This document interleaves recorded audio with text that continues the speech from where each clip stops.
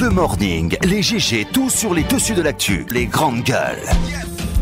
Parler beaucoup, manger l'argent, voyager beaucoup seulement, mais travailler beaucoup, créer des choses, emploi des jeunes, non. Les dirigeants africains, les dirigeants sont comme ça. Les grandes gueules. Bonjour à tous, bonjour à toutes, bienvenue à la DER des grandes gueules, vous qui nous écoutez de partout de la Guinée et d'ailleurs en ce village planétaire. Vous pourrez comme toujours réagir à cette émission, à nos sujets bien naturellement, à nos canaux habituels, c'est GG au 8037 ou au 657 39 13 13. Appelez, écrivez-nous, réagissez, dites ce que vous pensez tout simplement des sujets que nous évoquons. 28 septembre 1958, 28 septembre 2018, 60 ans que court l'histoire du nom de la Guinée au projet d'une communauté française d'Afrique. Sékou Touré et ses compagnons lançaient ainsi une onde d'indépendance qui va s'étendre à tout le continent. Toutefois, le 28 septembre, c'est aussi la sombre histoire de massacres et de viols restés sans suite à nos jours depuis maintenant 9 ans. Que nous reste-t-il du nom glorieux 60 ans après? Comment apprécier les efforts de justice initiés pour les victimes du 28 septembre 2009? Nous aurons, si tout va bien, au bout du téléphone, El Hadj Biro Kanté. Il est compagnon des indépendances guinéennes. On se fera tout le loisir de l'entendre ce matin. Alors que les négociations avec le SLEG viennent d'achoper sur le gel de salaire de plus de 10 000 agents de l'éducation nationale, la crise à la Cour constitutionnelle est en passe de franchir un point de non-retour. Si le vent souffle comme à son habitude, les conseillers frondeurs de la Cour constitutionnelle procéderont ce vendredi à se donner un nouveau président. L'opération pourrait ainsi intervenir au lendemain d'une manifestation anti-fronde violemment réprimée hier et à laquelle ont pris part divers acteurs sociaux et politiques de notre pays. Quel décryptage, l'œil politique fait-il des activités empreintes de soufre donc au niveau de la Cour constitutionnelle?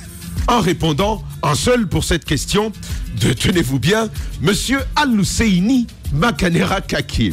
C'est notre invité de ce matin, il est ancien ministre et membre de l'opposition républicaine. Je rappelle que vous pourrez réagir à ces sujets quand vous voudrez au 657 39 13 13 ou même au GG au 8037 et c'est avec mes amis de tous les matins, Mohamed Mara.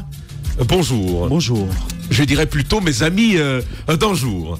Bonjour Jacques-Léo Aleno. Bonjour Tamba et bonjour à tous. Bienvenue dans les grandes gueules. Merci. Bonjour Mohamed Ali. Bonjour Tamba. Mohamed Ali, ça sonne boxeur et quand je te vois faire droit dans les yeux, c'est vraiment ce boxeur que l'on voit. Peut-être dans les mots, avec les coups de poing, en tout cas, on essaie de faire mieux avec ceux qui parlent, avec la langue de bois. Oui. Alors Jacques, on a commencé, bienvenue à tous en tout cas, on a commencé à en parler hier. Il faudrait y revenir encore aujourd'hui sur cette formation payante qui est ainsi, pour ainsi dire, décrétée par le ministère de l'Enseignement supérieur. Avant d'y venir, il faut peut-être revenir d'abord à la fin de l'émission d'hier parce que il y a cette vérité-là qui a été établie par Kaoukaré. Son nom figure donc sur la liste des enseignants qu'on dit n'avoir pas trouvé lorsque le comité ou la commission qui a été chargée de faire le contrôle est venu, alors que le travail a commencé quand il était ministre. On l'a entendu, Dr Banou a insisté que son nom ne s'y trouvait pas.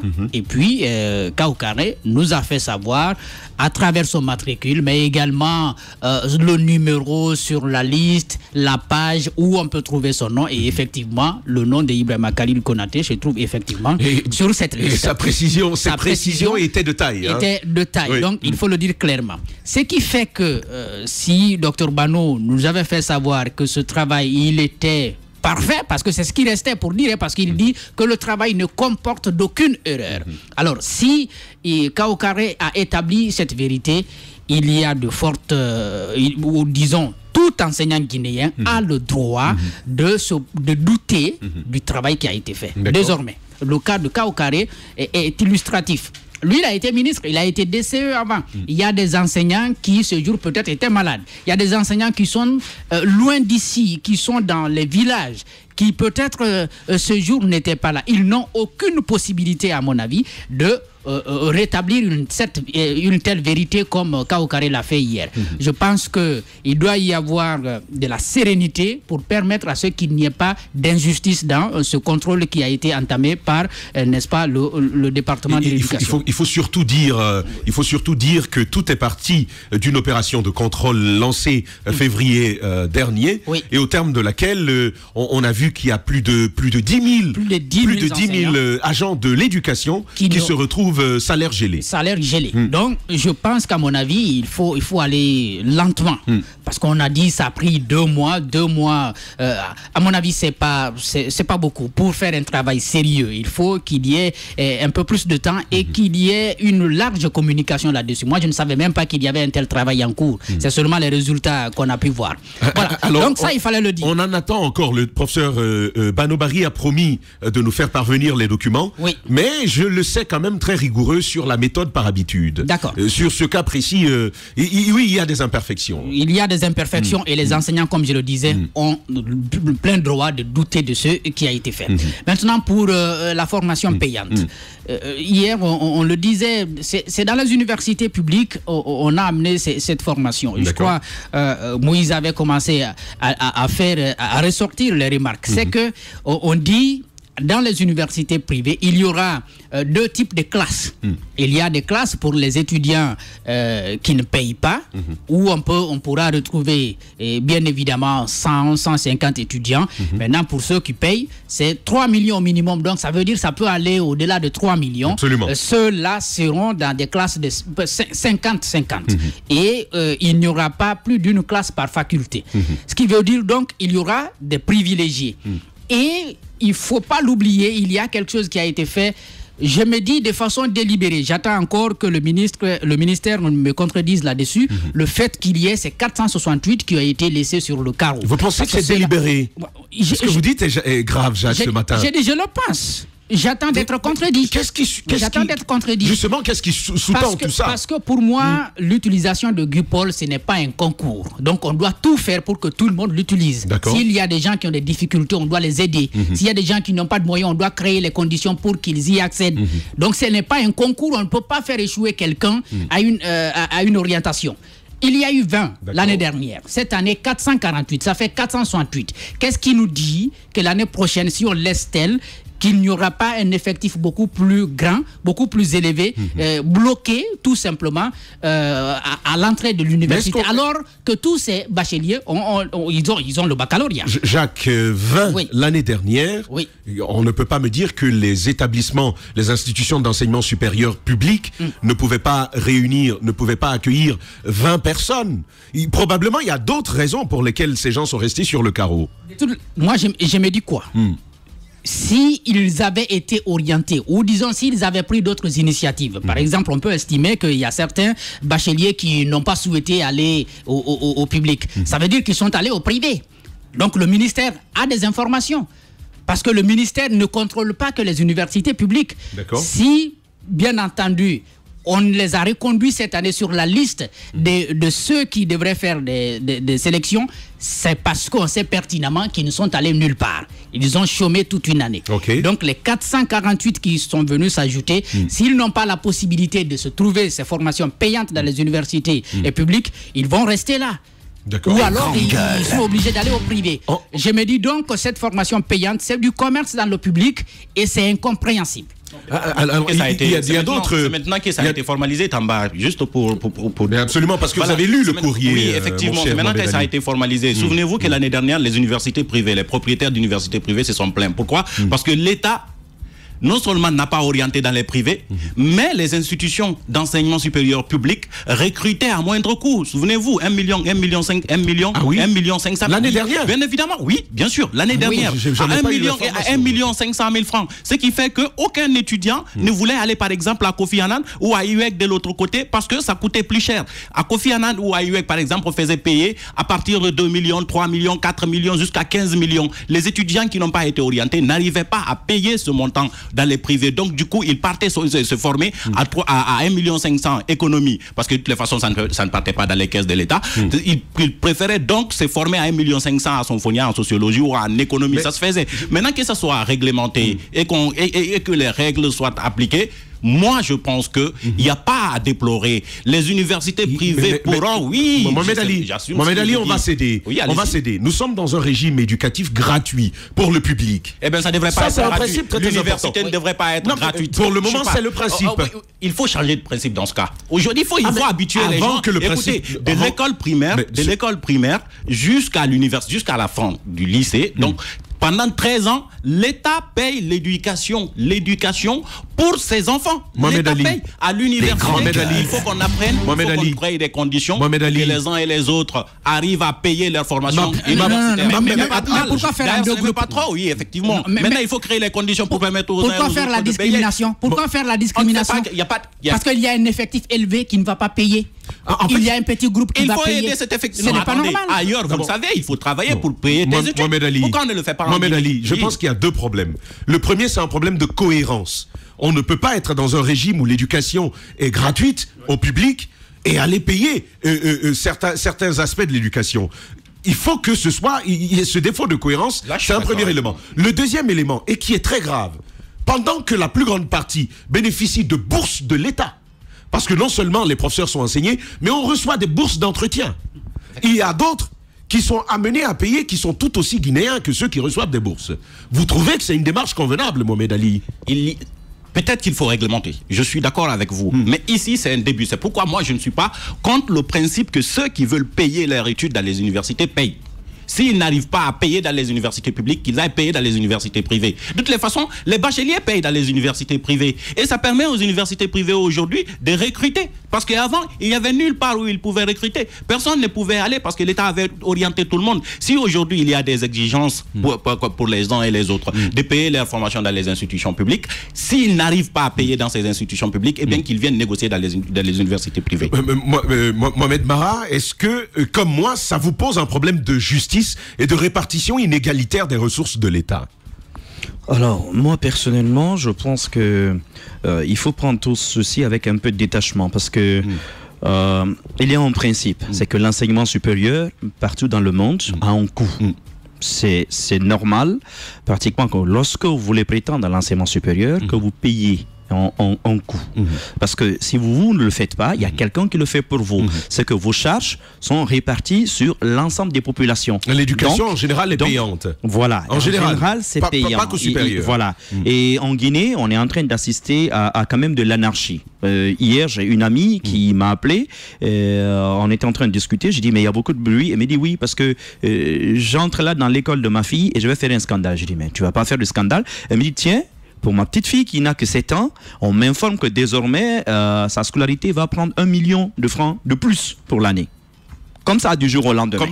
Comme ça, parce qu'il n'y a pas de réglementation. Chacun fait ce qu'il veut. C'est vrai qu'on est dans un système libéral, mais attention, si on l'applique intégralement à l'éducation, le secteur, il va se désintégrer. Maintenant, là où je ne suis pas totalement d'accord avec le ministère, c'est qu'il y a une sorte de fraude qu'on est en train d'institutionnaliser. Vous ne pouvez pas dire que l'enseignement supérieur public est gratuit et puis, dans le dos de tout le monde, vous recrutez. C'est ça. Parce que en fait, non, vous ne le savez pas, mais ce que dit Mohamed Ali est une réalité. Moi, j'ai la chance d'être dans le secteur, mais c'est une réalité. Vous avez plein de jeunes qui intègrent les universités, comment on appelle ça, publiques, moyennant de l'argent. C'est une réalité. Sincèrement, ça c'est... Vous n'avez pas... Non, écoutez, de tout temps, cela a existé. Moi, j'ai fait mes classes avec des gens... Mohamed Mara, je ne parle pas de ceux qui procèdent par la fenêtre. Mais quand on me dit que payer, faire économie, il faut 1,5 million, c'est ce qu'on vous dit. C'est la première nouvelle que... Tamba, ce que tu ne sais pas, il y a un règlement, ce que tu ne sais pas, il y a une guerre de tranchées dans cette histoire. Attention.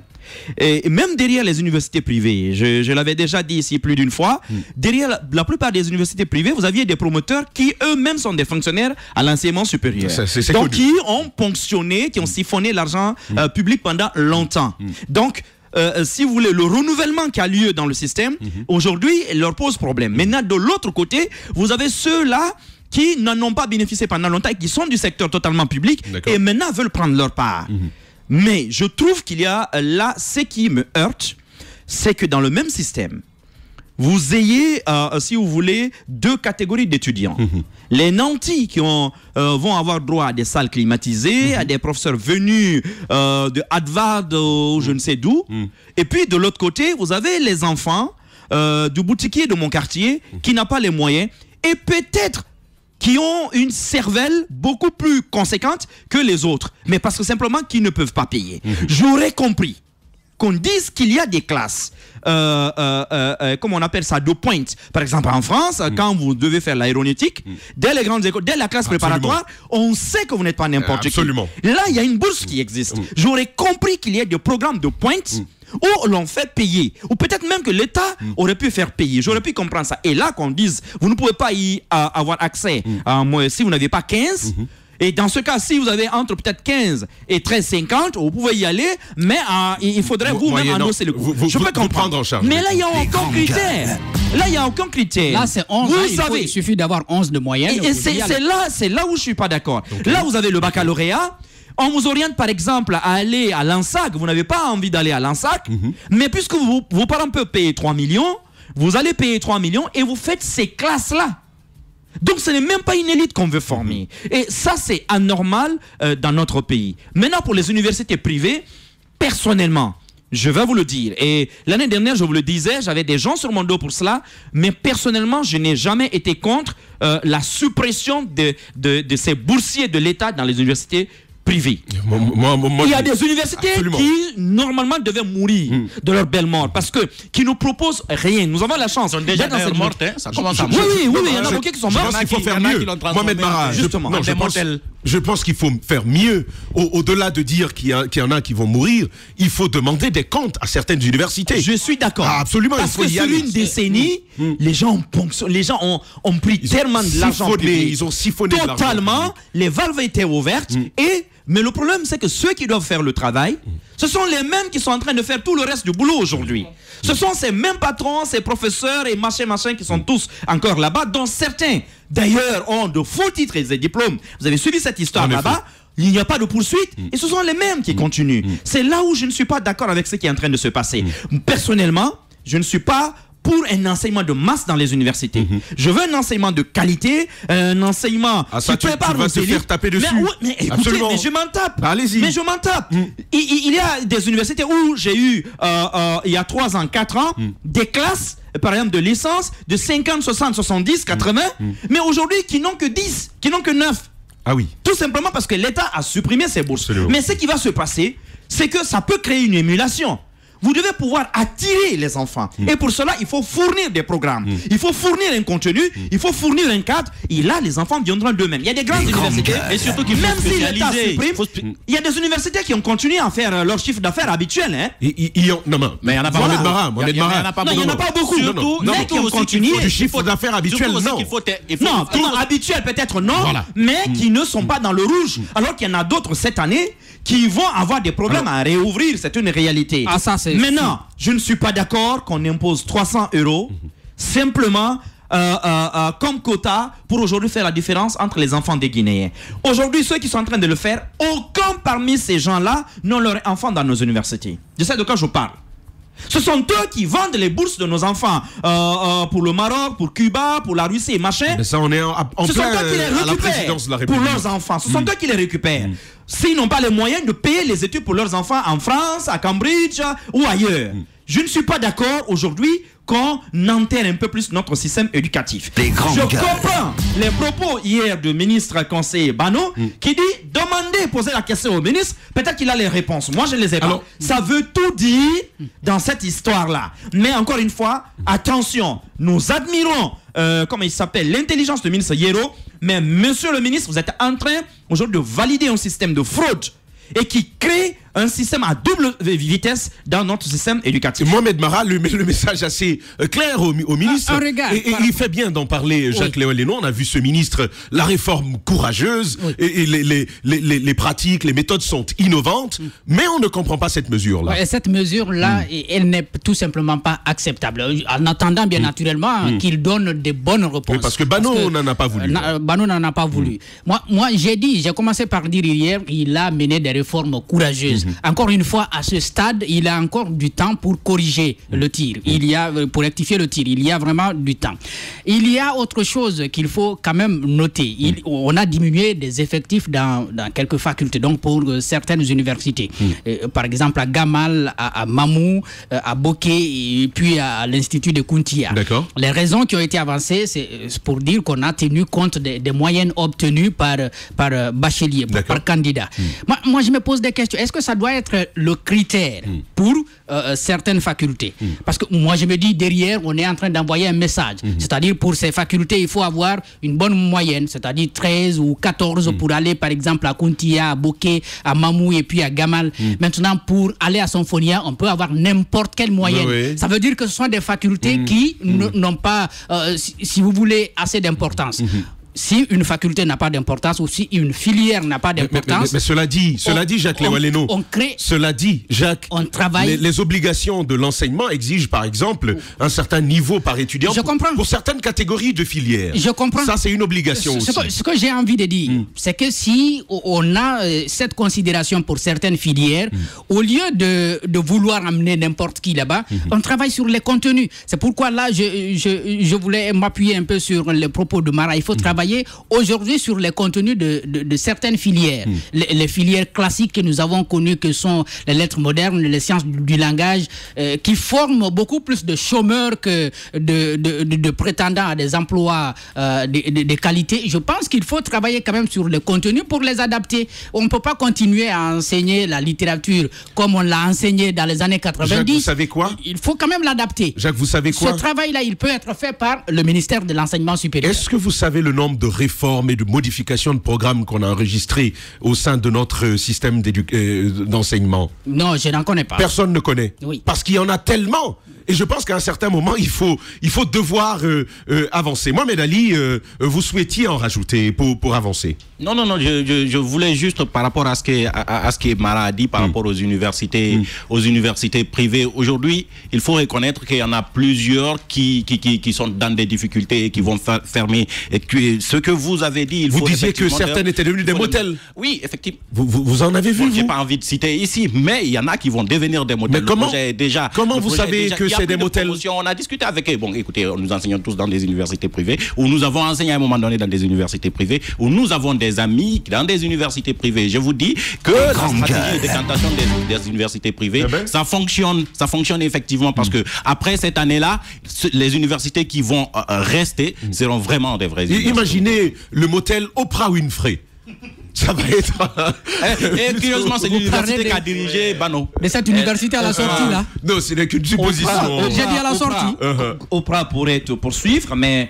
Honnêtement, il y a des universités. Non, écoutez, il y a des universités en Guinée, je pense, dont simplement les promoteurs devraient être poursuivis par ces personnalités illustres, parce que des bunkers, par exemple. Non, mais parce que ces universités-là ne reflètent pas l'excellence qu'elles veulent faire croire en prenant quand même les noms de, je sais pas moi, je vais prendre des noms comme ça au hasard, de Lavoisier ou de Jean-Paul Sartre. Oui. Parce que ce ne sont pas des lumières qu'on y amène là, en dehors, si vous voulez, de la corruption. Qu'on trouve, parce que c'est aussi ça, les universités, malheureusement, publiques et privées. Oui, absolument, c'est de la corruption. Les nôtres aujourd'hui, vous avez un système dans l'enseignement public, écoutez, qui aujourd'hui pousse les enseignants ou vous oblige à libérer les étudiants, tout simplement. Ils n'ont pas la moyenne, c'est le décanat qui vous appelle, qui dit pardon pour tel et tel enfant, pardon, parce que ça revient, la moyenne. Parce que ça revient très cher aux universités. Non, on dit libère-les parce que franchement, les étudiants qui ne peuvent pas lever les sessions. Moi je refuse. Mais je sais simplement que, voilà, même si je refuse... après, ça va se transformer. Non, ils vont le faire parce que ces enfants, tu ne les retrouves pas. Mais toi, tu sais que ces gens-là n'ont rien à faire dans une université. Je veux résumer là, professeur Bano, qui disait au cours d'une conférence à laquelle j'ai assisté à l'époque, je crois, à l'université d'Ongo-Conakry, il dit, la Guinée est un pays de paradoxe, je vais terminer là-dessus, où vous retrouvez le génie et celui qui n'a rien à faire à l'université sur le même tablement. Il fait bien de le dire de toutes les façons, ça c'est une réalité et il y a donc beaucoup à faire au sein de notre système éducatif en République de Guinée. Mohamed Mara, on reste toujours avec vous. on va parler de la Cour constitutionnelle. Si rien ne change, si les conditions de température et de pression se maintiennent, aujourd'hui, les conseillers frondeurs vont élire un autre président à la Cour constitutionnelle. Ce ne sont pas des frondeurs. Ce sont des conjurés.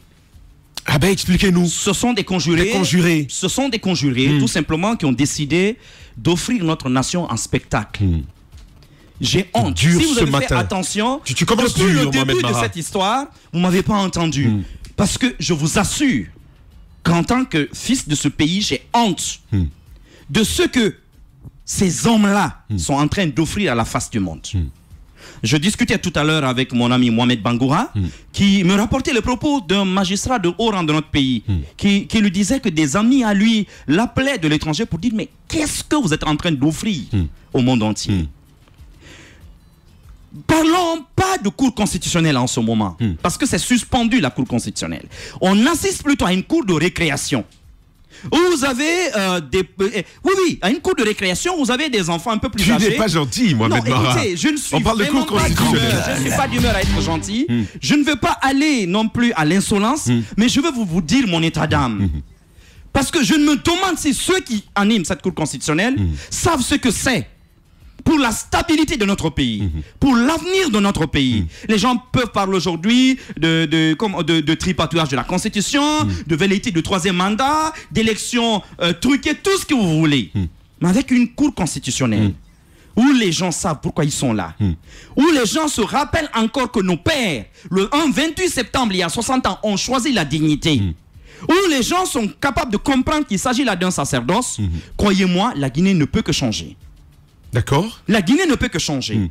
Mais il y a 3 années et demie, j'ai commencé ici à dire on va tout droit dans le mur avec cette cour constitutionnelle.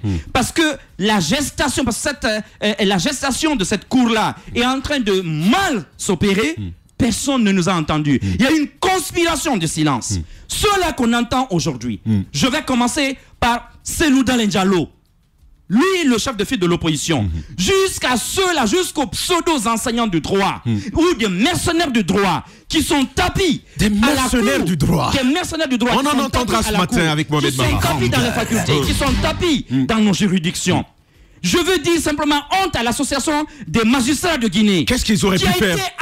Qui ont été incapables. Qu'est-ce qu'ils auraient pu faire? C'est la question que l'on pose ce matin. Lorsque un groupe d'individus se permet de jouer ainsi avec la stabilité du pays, le minimum que l'on doit faire, c'est de dénoncer. Et c'est de réfléchir. La nation guinéenne n'a pas payé les études de ces juristes-là pendant des décennies pour qu'ils viennent nous servir ce qu'ils sont en train de nous servir. Je vous donne un exemple. On sait tous qu'il y a des conseillers qui sont entrés à la cour par effraction. Tout simplement parce qu'ils ne respectaient pas le critère d'âge. Je vais donner un exemple tout simple. Ceux qui sont passés par Gamal Abdel Nasser en faculté de droit à partir de 99, 2000, 2001, 2002, 2003 savent que sur toutes les fascicules à l'époque éditées par M. Ali Adjabi, c'était écrit né en 1976 et qui a terminé ses études à l'âge de 22 ans. Et ça, c'est pas quelqu'un qui l'a écrit. Parce que moi, j'ai encore mes fascicules là. Je les lis encore. C'est écrit, c'est lui qui l'a écrit. Vous avez un autre, comme il s'appelle, M. Sano, qui est tout aussi jeune. C'est connu. Nous l'avions dénoncé à l'époque. Justement, et personne n'a réagi. Il y en a parmi eux dont même le titre de doctorat était contesté. Et remis en cause. La Constitution va plus loin. Vous devez avoir, si vous êtes enseignant, 20 années de carrière derrière vous et vous devez être de rang doctoral. On sait que tout ceci n'a pas été respecté. Néanmoins, des gens ont fait mentir au président. Et là, je vais indexer le ministre conseil chargé des relations avec les institutions. À lui, j'en parlais il y a quelques temps. C'est par lui que tous ces décrets-là, que tous ces dossiers-là passent. C'est un ministre somnolent. Absolument. Lorsqu'il a voulu se réveiller concernant le cas Joachim Babali-Limono, il a fourni toutes les pièces qui ont permis de condamner et de chasser Joachim de la HAC. Mais dans ce cas précis, pourquoi on ne le fait pas? Pourquoi aujourd'hui j'accuse Cellou Dalein? Pourquoi j'accuse aujourd'hui les Faya Milimono qui sont en train de prendre du gaz et des coups? Parce qu'à l'époque, personne n'a voulu écouter. Les gens étaient préoccupés par des élections qu'autre chose. On a laissé faire dès l'origine. Écoutez, le législateur n'est pas bête. Quand il dit vous devez avoir 45 ans, il sait pourquoi il le dit. Tout ce qu'on dit de l'histoire de la Guinée, N'oubliez pas, ceux-là qui sont arrivés très jeunes au pouvoir en Guinée. C'est que Touré n'avait pas 40 ans quand il est arrivé. Vous avez vu les conséquences. Moi, c'est vrai, je milite tous les jours pour qu'on donne leur chance aux jeunes. Mais attention, la compétence ne suffit pas. L'expérience de vie compte dans beaucoup de choses. C'est pas pour rien qu'à la Cour constitutionnelle, on les appelle les sages. Mais je vais vous dire, mais Mohamed Mara, sages sont ivres. Mohamed Mara, vous allez continuer. Vous allez continuer. Vous connaissez certainement ce proverbe. Les incisives sont les plus vieilles des dents. Mais seuls les molaires savent casser l'os profitable.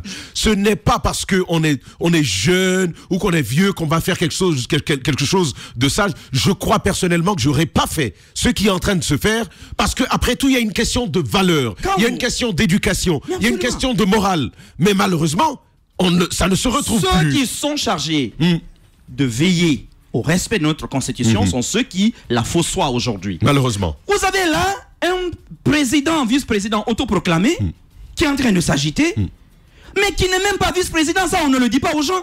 Mais tu as lu son français. Élection, attention, tu as lu son texte. J'ai vu ça. Ce gribouillis là. Vous me connaissez, je n'aimerais pas aller dans les qualificatifs, sinon je vais avoir d'autres problèmes. Mais vous savez que la haute autorité de la communication a les oreilles dressées quand je m'exprime. Mohamed Mara qui a peur de se faire taper les doigts ce matin. Je n'ai pas peur de me faire taper sur les doigts, mais je ne veux pas être désobligeant.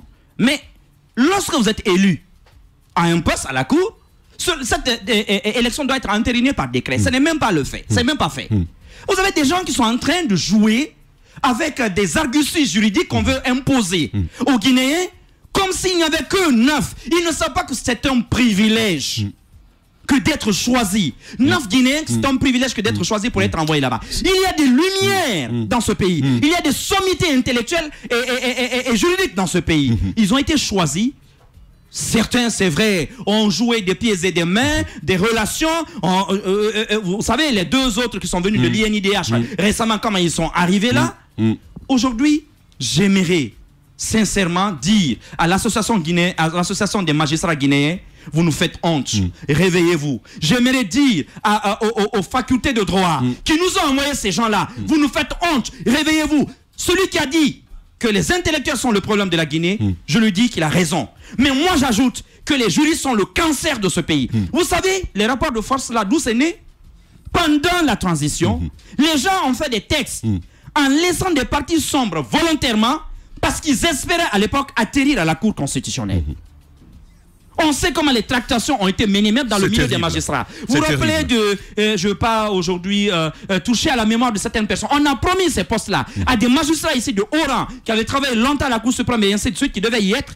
Mais si on vous dit comment on a joué pour changer ces gens-là la dernière minute, vous prenez la tête. Il faut que les gens arrêtent. Ils sont en train de jouer avec la stabilité de notre pays. Il faut que le président de la République à un moment donné sache raison garder et qu'il siffle la fin de la récréation. Parce qu'on en attend de lui. On en attend de lui. Mais surtout, parce que l'État a intérêt dans cette histoire. L'État peut décider de poursuivre ces gens-là. Mais c'est ce que l'État doit faire. Lorsque vous fraudez, portez plainte devant la Cour suprême. Joachim a été poursuivi. Par l'État. Par l'État. Pourquoi ne les poursuit-on pas les autres? L'agent judiciaire de l'État aujourd'hui peut porter plainte à la Cour suprême et qu'on vérifie les diplômes, titres et expériences de ces gens-là. Qu'on n'extirpe les faussaires, parce qu'il y en a parmi eux. Qu'on en extirpe ceux qui jouent, qui font croire que des procès-verbaux de réunion sont devenus des arrêts. Écoutez, les facultés de droit, c'est grotesque. Les facultés de droit du monde entier nous observent. C'est une inédition. La Guinée a éclairé l'Afrique il y a 60 ans. La Guinée est en train de devenir la risée du monde. En train d'assombrir l'Afrique finalement. Et aujourd'hui, il faut que ces gens comprennent que ces conjurés se réveillent. Ce qu'ils sont en train de faire, c'est une conspiration contre notre pays. Et moi, je pense que face à cette situation, lorsque vous entendez les gens qui les défendent, lorsque vous voyez les députés et d'anciens députés de la mouvance qui prennent d'assaut les radios, vous comprenez qu'il y a un marionnettiste qui est à Séroutoléa et qui est en train de manipuler ces marionnettes qui sont de l'autre côté. Parce que maman est leur Dieu, tout simplement. C'est clair. Maman, il fait bien, il sort l'expression finalement. Il faudrait que maman. Alors, j'ai envie de dire, mon cher Mohamed Ali. Laissez-moi juste poser cette question à Mara. Puisqu'il s'en prend à l'association des juristes et tous ceux qui ont amené ces conseillers aujourd'hui à la Cour constitutionnelle, qu'est-ce qu'ils peuvent faire? Qu'est-ce qu'ils peuvent faire, ces juristes, Mara? Ce que je dénonce, c'est pas le fait d'avoir élu des gens qui ont battu campagne. L'association des juristes, par exemple, elle pouvait faire quoi? L'association des juristes, je dis des magistrats. Des magistrats. Lorsque cette question s'est posée, oui, vous avez l'habitude d'entendre plein de juristes dans ce pays. Même lorsque un chef de quartier éternue, ils prennent d'assaut, vous le savez. Ils viennent commander, comment on appelle ça, des interviews. Mais cette fois-ci, curieusement, beaucoup ont préféré se taire. Et ceux qui ont parlé, ceux qui ont décidé de parler, vous avez vu le mercenariat couler directement de leur encre. C'est ceux-là. C'est ceux qui sont mis à la recherche. C'est clair. Ce sont les fondeurs. On vous a compris. Je ne dis même pas fondateurs, mais ce sont les fondeurs. On vous a compris. Juridique pour défendre l'indéfendable. On vous a compris. Qui ont dit qu'une motion de censure dans une institution à caractère juridictionnel peut intervenir. Alors que ce n'est pas une institution politique. C'est à tous ces gens-là, à tous ces mercenaires-là que je dis honte. Le souci, Jacques Léo-Aleno, c'est que finalement, par rapport à cette crise, ceux qui doivent être écoutés et entendus ne le sont plus. Zoc Belemou s'est exprimé, mais on trouve toujours le moyen de dévier la vérité du droit. Je pense qu'on a décidé de faire de cette institution ce qu'on craignait, c'est-à-dire la rendre inefficace et même inopérante pour les prochaines années. Elle pourrait ne plus fonctionner. En tout cas, là où nous sommes arrivés, c'est le risque qui est devant nous. Par rapport à l'association des magistrats, peut-être la question de Mohamed Ali, qu'est-ce que l'association des magistrats aurait pu faire? Moi, c'est à partir de l'observation que cette association a faite que j'ai été amené à douter. Il y a eu plusieurs observations. Exactement. Et il y a eu la dernière question qu'elle s'est posée. On va réfléchir au cours de notre assemblée s'il faut rassembler s'il faut remplacer Kélé Fassal. Vous imaginez? Parce que, c'est-à-dire, l'association des magistrats est même allée plus vite que ceux qui sont à la Cour constitutionnelle. Parce que ceux qui sont à la Cour constitutionnelle ont dit que Kélé Fassal a mal géré, nous voulons qu'il ne soit plus président de l'institution. En même temps. Mais l'association des magistrats se pose la question de la possibilité de l'extirper de là. Il ne faut pas l'oublier. Donc cette question, même si elle n'a pas encore trouvé sa réponse, parce que l'assemblée qui a été tenue, on n'a pas connu les résultats, il n'y a pas eu de communication là-dessus. On a gardé le silence. Non. Ils ont dit grosso modo qu'ils n'allaient pas prendre de décision, ils n'allaient pas faire de déclaration, parce qu'en fin de compte, cette situation-là va se retrouver devant les juges. Devant les juges. C'est ce qu'ils ont dit. De toutes les façons, ils sont en train d'observer. Mais ce qui est sûr, cette question ne devrait pas y figurer. Ce qu'il faut voir, c'est comment faire en sorte qu'on sorte de l'illégalité. Nous sommes face à une illégalité. Il faut tout simplement faire en sorte que nous ne soyons plus à ce stade pour que l'institution puisse continuer à fonctionner. Voilà. On va y revenir tout à l'heure. Mohamed Mara, vous connaissez cette sagesse du roi Salomon qui disait que le sage observe le silence, mais il se suffit pour un insensé d'observer du silence pour qu'il paraisse sage. L'émission se poursuit. Véritable success story de la radio Espace Guinée, les grandes gueules, détentrices des meilleurs scores radio en Guinée, de la meilleure émission talk show, a donné le créneau horaire du départ au bureau et du retour à la maison, récoltant depuis des années consécutives le titre d'émission la plus écoutée en Guinée, toutes catégories confondues. Un grand total de plus de 5 millions d'auditeurs ont été fidèles au talk show Les GG, diffusé jour après jour sur toutes les stations du réseau Adafo Média de 9h à 10h30, un exploit qui restera longtemps dans les annales de la bande FM en Guinée.